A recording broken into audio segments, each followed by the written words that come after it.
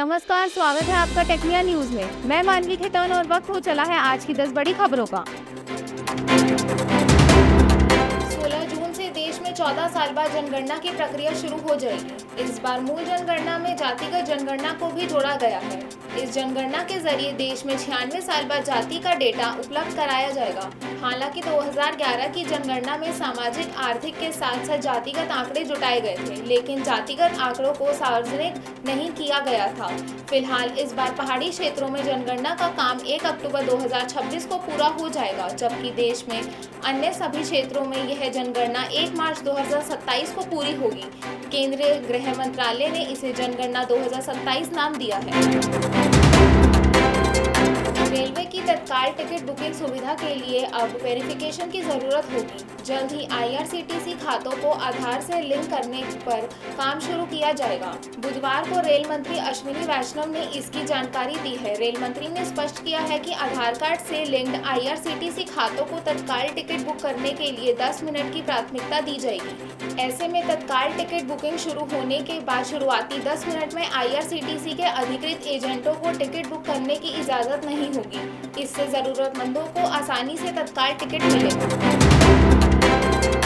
विश्व पर्यावरण दिवस के मौके पर केंद्र सरकार ने दिल्ली को नई इलेक्ट्रिक बसों की सौगात दी है। गुरुवार को प्रधानमंत्री नरेंद्र मोदी ने दिल्ली में 200 नई इलेक्ट्रिक बसों को हरी झंडी दिखाकर रवाना किया है। इन बसों को दिल्ली इलेक्ट्रिक व्हीकल इंटरकनेक्टर यानी देवी बस परियोजना के तहत शुरू किया गया है। ये बस पहले से सड़कों पर दौड़ रही DTC बसों की तुलना में छोटी है, जो दिल्ली की कम चौड़ी सड़कों पर चलने में सक्षम होंगी। इन बसों से दिल्ली की लास्ट मिल कनेक्टिविटी को बढ़ावा मिलेगा।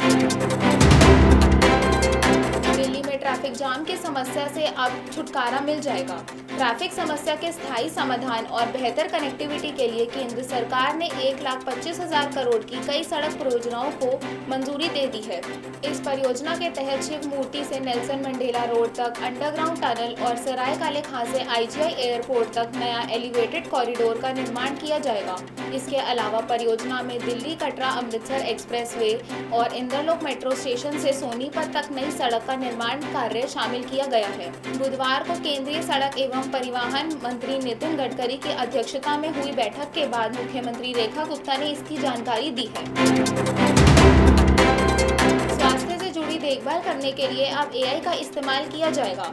इससे संबंधित AI टूल विकसित करने के लिए IIT दिल्ली और एम्स एक साथ मिलकर सेंटर ऑफ एक्सीलेंस तैयार करेंगे। दोनों इंस्टीट्यूट ने आपस में अनुबंध साइन कर लिए हैं। वहीं पिछले साल शिक्षा मंत्रालय की योजना make AI in India, make AI work for India पहल के तहत दोनों संस्थानों को 330 करोड़ की ग्रांट मिली थी। यह सेंटर उसी ग्रांट पर काम करेगा।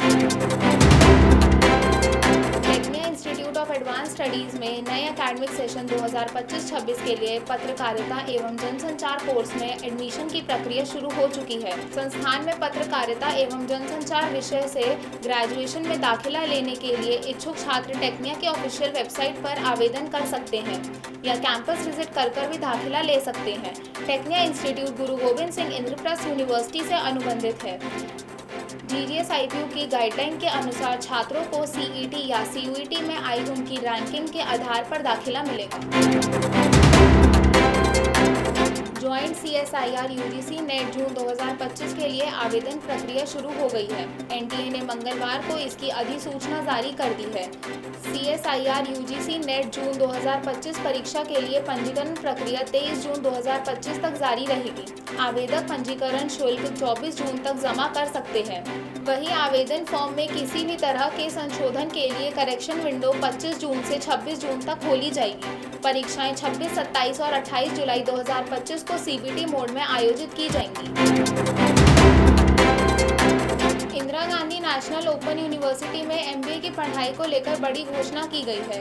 विश्वविद्यालय ने नई राष्ट्रीय शिक्षा नीति के अनुसार अब MBA की पढ़ाई अंग्रेजी के साथ साथ हिंदी और उड़िया भाषा में भी करने का फैसला लिया है। नए सेशन से लोग IGNOU में अंग्रेजी, हिंदी और उड़िया भाषा में MBA कोर्स में एडमिशन ले सकेंगे। साथ ही तीनों भाषाओं में स्टडी मटेरियल भी पढ़ सकेंगे। अब तक IGNOU में सिर्फ अंग्रेजी भाषा से MBA का कोर्स उपलब्ध कराया जाता था।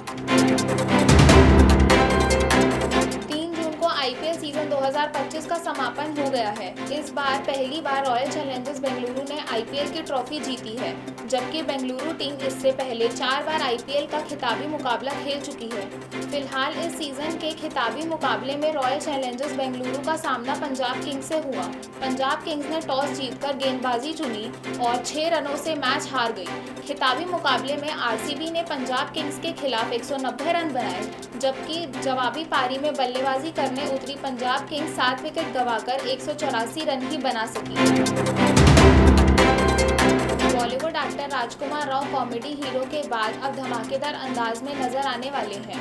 राजकुमार राव अब फिल्म की दुनिया में मालिक बनकर कहर भर पाएंगे। हाल ही में मालिक फिल्म का टीजर रिलीज हुआ है।